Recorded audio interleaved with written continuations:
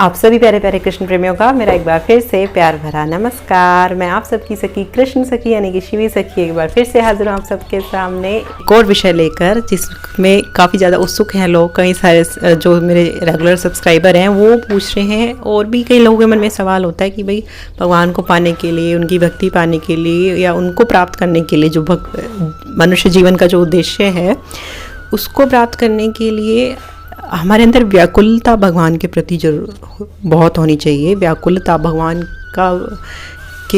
को पाने की जो व्याकुलता मतलब कि जल्दी भगवान को पाने की जल्दी, उत्सुकता, बेचैनी, वियोग, कई सारे नाम आप इसको दे सकते हो। जो वो उत्कंठा, एक उत्सुकता, एक मतलब बहुत ज़्यादा कि सब्र ना हो, जिसमें कि हम भगवान के बिना सब्र ना कर पाएँ, ऐसा कुछ जब तक क्योंकि ऐसी नहीं होती, ऐसी व्याकुलता नहीं होती तब तक भगवान नहीं मिलते। तो ऐसी व्याकुलता भाई कहाँ से लाए? ऐसे बोल बोल के तो होगी नहीं कि आ जाए रोना। भगवान के लिए रोना कैसे आए? बेसिकली जो कुछ लोग पूछते हैं कि भाई, कहते हैं कि भगवान के लिए रो, भगवान को पुकारो, व्याकुल हो, आंसू लाओ। ऐसी तड़प जो है कहाँ से लाएं? कहने से तो नहीं आएगी।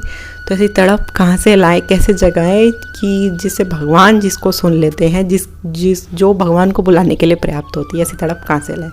इस बारे में आज मैं बात करने वाली हूँ। थोड़ी सी आज वीडियो लेट हो गई क्योंकि घर में कुछ काम चल रहा था, तो उसके चलते थोड़ी सी लेट हो गई हूँ। लेकिन हमारा चैलेंज चलता रहेगा, है ना, संकल्प पूरा करवा रहे हैं वो।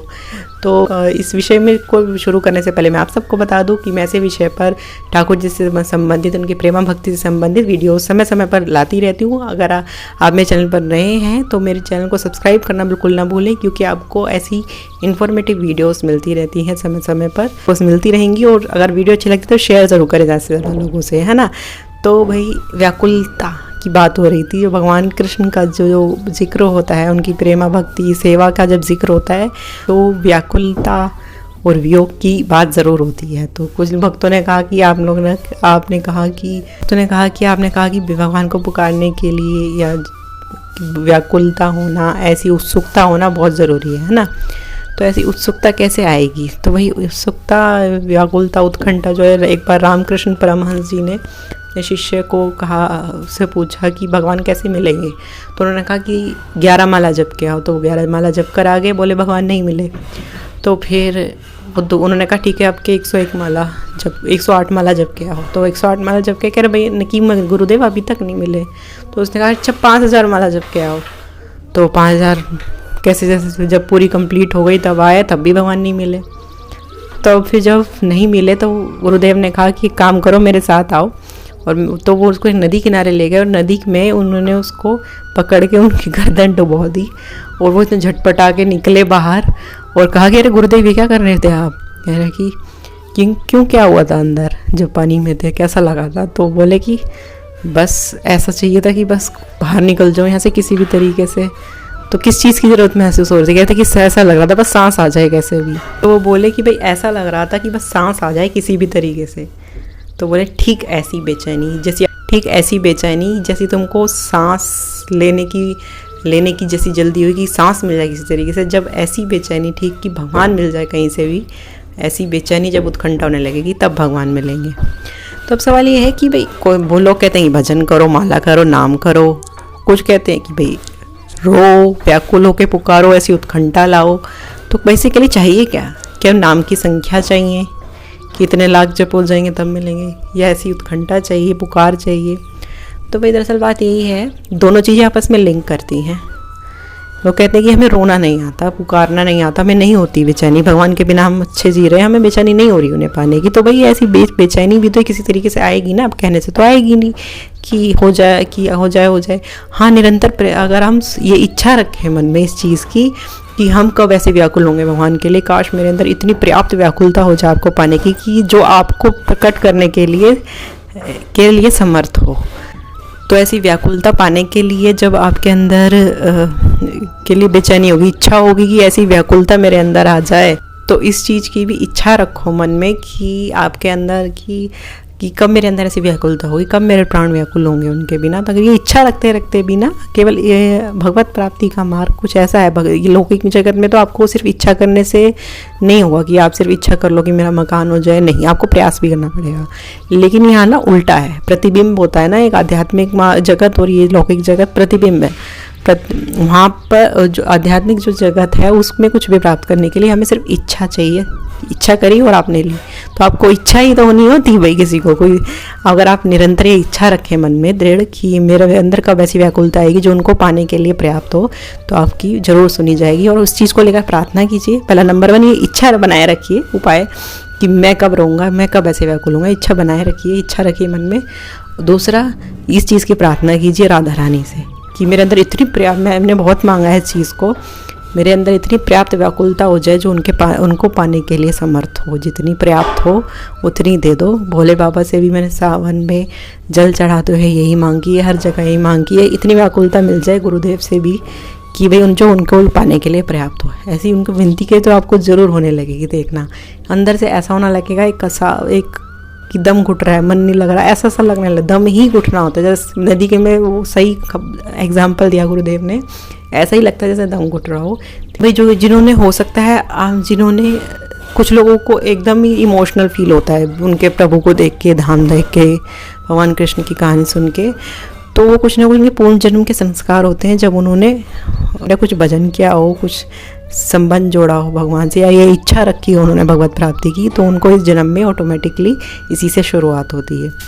तो तीसरा उपाय ये है कि भाई भक्तों के चरित्र सुनो, कि चरित्र भी वो वाला जिसमें ना भगवान का साक्षात्कार लिखा हो। उसमें भक्तमाल में पढ़ सकते हो। आजकल तो इतनी सुविधा है यूट्यूब पे कि लोग भक्तमाल की स्टोरी बोल बोल के सुना रहे हैं आपको, इतनी फैसिलिटी कर रहे हैं, तो आप वो सुनिए, आपको पढ़ने की भी ज़रूरत नहीं। तो उसमें भी वो वाले कि जिसमें भगवान ने साक्षात्कार दिया है अपने भक्तों को, और कैसे मिलने आए हैं, या कोई लीला करी है, या आज के टाइम पे मिलने आए कोई रूप बदल कर और भगवान उनसे मिले और लीला करी, या कैसे साक्षात्कार हुआ, वो सारी लीलाएं पढ़िए, जितनी हो सके सुनिए, पढ़िए। मतलब उसको पढ़ के आपको बहुत ज़्यादा व्याकुलता होगी। ये वाला मेरा सबसे बड़ा बेस्ट एक ट्रिक है जिससे आपको व्याकुलता होती है। वो और भी संत लोग कहते हैं कि भक्तों का चरित्र सुन के व्याकुलता होती है। क्यों? ये मैंने भी देखी चीज़, क्योंकि जब हम सुनते हैं ना दूसरों का, अच्छा उनसे अच्छा ऐसा इसका मतलब होता है, मिलने आते हैं, ये हमारा विश्वास बढ़ाती हैं।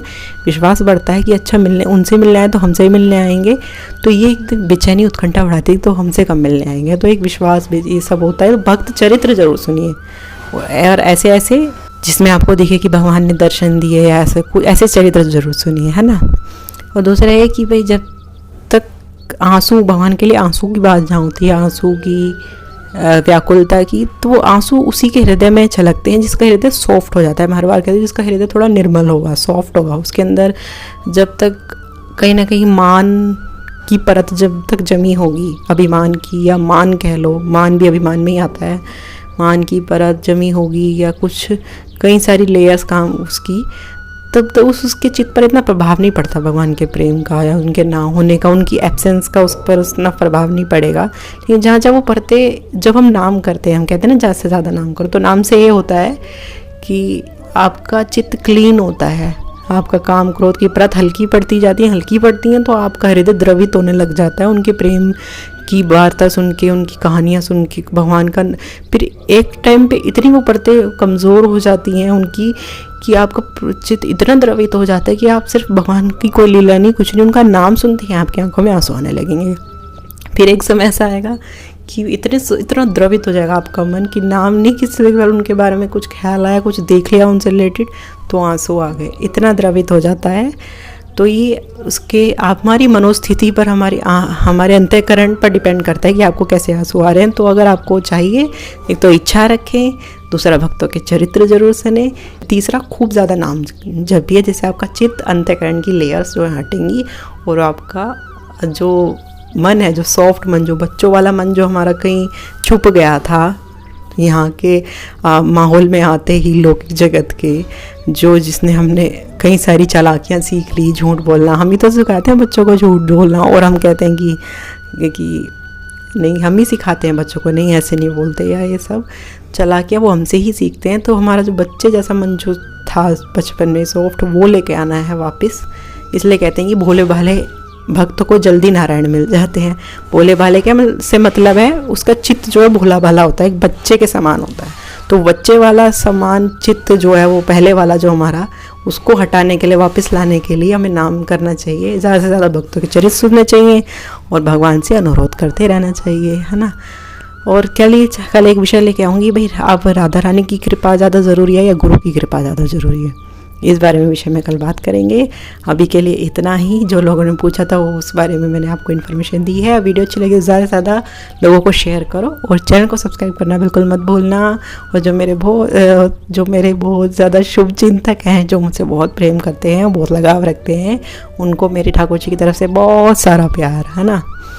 तो चलिए आप मुझे अनुमति दीजिए, ये तीनों चीज़ें करके देखिए कुछ टाइम तक। समय तो हर चीज़ मांगता है, तो कुछ टाइम तक करके देखिए, ज़रूर आपके चित्त पर प्रभाव पड़ेगा। और अब मुझे आगे दीजिए, मैं चलती हूँ। हरे कृष्णा।